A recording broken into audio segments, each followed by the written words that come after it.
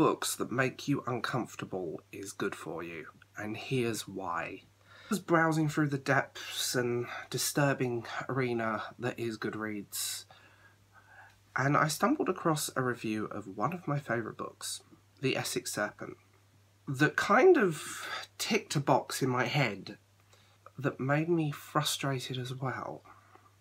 She downrated the book in the review quite drastically over one scene and a conversation. Then I started nosing through other books and the whole problematic book thing that happens. I started nosing through this whole, I hate the word problematic with a passion, by the way. I just deep dived into it and decided to go a little crazy and have a look. It kind of made me realise why a lot of readers stick to YA. Because usually, 9 times out of 10, there is nothing that makes the reader uncomfortable. YA, predominantly, especially YA aimed at women and girls, is more self-fulfillment fantasy. The girl gets the boy, they save the day, they go off into the sunset, and you see it a lot if there's a negative or sad ending, but they'll downrate a book because of that. It's a safe space. BookTuber recently went on downrated books because of problematic content, but this book was historical fiction and set within the context of the world it was set in is that women were second-class citizens in this book. And she was angry that this book wasn't written for her. There is another side of that where people want this little bubble of positivity, and I've used this phrase before, negative positivity. I always find it strange when a classic will get downrated because of problematic context. Or a book that is predominantly literary fiction will get downrated because of one scene. It frustrates me when people demand trigger warnings in books, because wouldn't that give away most of what happens? And I completely understand, every now and then you want a book that is easygoing, that is going to be that safe space for you, where you can sit down and get lost in it and be that girl or boy who's saving the world and fighting against the system. But on another side of it, you end up with a bunch of readers that don't want to be challenged. So if you're not being challenged as a reader, there's something wrong and you are missing a lot. You should be challenged. You should be reading things that make you uncomfortable, that make you want to crawl out the skin. You don't have to like every character that you read. Not every book is going to have a happy ending. Wuthering Heights is one of my favourite novels, and it's a bunch of selfish, horrible people doing selfish, horrible things to each other for a generation. It is not a happy book, but it's dark. It worries me that there is this side of BookTube and certain people that I won't bother naming because they need less attention than they already get, that will give books, really disturbing books like 50 Shades trilogy, really good reviews, but freak out over some character getting slapped on the arse in 16th century France. What is wrong with that picture? 50 Shades series is 50 Shades of abuse. A mental abuse, physical abuse, and it may be consensual, but that's still abuse. And too many red flags flashed when I looked into those books, and I did have to read them for a book club I was in, and I died.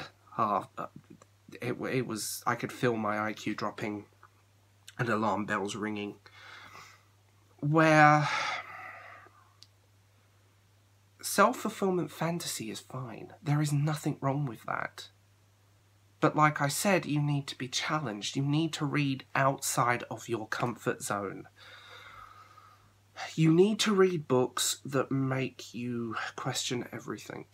If you are only reading a certain genre or a certain readership or books aimed at a certain group because you are comfortable in it, then you're not reading. You're just living out a fantasy. And all books are fantasies, but not in... sometimes it can be unhealthy. I saw a tweet which I've got in front of me, and I'm not going to name names in this, because if I start naming people it makes drama, and we don't want drama, I just want a discussion. This person tweeted, "The reason I read YA is I know everything's going to be okay. That I can see myself as those characters." Take into account this person was 28, 29 when she did this tweet. She's my age. And then there was a whole long thread of her bitching about classics and how they shouldn't really be taught because they're not this, they're not that, how literature can be dangerous. And she cited books like Jane Austen's Emma, To Kill a Mockingbird, The Great Gatsby. She cited Shakespeare. And there was a side of me wanting to scream from the rooftops, "Are you kidding me?" If you are not being challenged, if you are not forced to confront things head on, you are fundamentally missing something. You are fundamentally missing what makes books amazing. Margaret Atwood's The Handmaid's Tale, Vox, two spectacular books that confront issues head on. Be it the Christian right, be it dictators like Donald Trump and Kim Jong-un, be it conservative Christian politics, be it radical Islam, be it whatever it is, it confronts you head on with those issues and makes you think. And before everyone screams at me, "Oh, you hate YA," I don't hate YA. I've read some spectacular YA novels in my time, and it is a shame that the stuff people tend to talk about tends to be the most generic, the most safe. I feel like as a reader, I want to be challenged. I want issues to be confronted head on. I've read books that make me uncomfortable. I've read books that make me think, that I've learnt from, by great writers, by controversial writers. You don't have to like every character you read. You don't ever have to like every situation. And just because the author writes a character who is a homophobe, a misogynist, a racist, the writer isn't. There is a separation between the writer and the artist, and as a writer, I know that. Some of my characters in my novels that are coming up, I don't like. They're intentionally that way. They're intentionally people that are opposite to me. But I want to write characters that are problematic. Don't start me on that word, I hate it with a passion. Books are there to make you think and to question your own beliefs. Books are art at the end of the day. Literature is art. It's an art form. And they are there to make you question yourself, question people, question everything. Books, and like art, like a painting, is to make you think. You should be tested by this.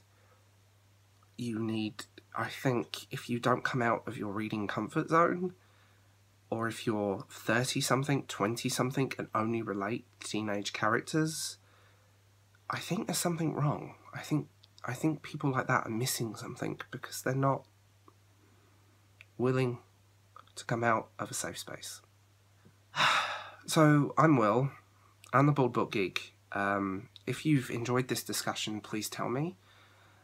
If you want to hear more, tell me. If you've had experiences like this, what's your favourite book that makes you uncomfortable? What's that book that just, you don't like the characters, but you like what they're doing, or you like the novel? Tell me. Just tell me in the comments down below, and all of my social media links are down below as well, guys. So if you want to get in touch, feel free.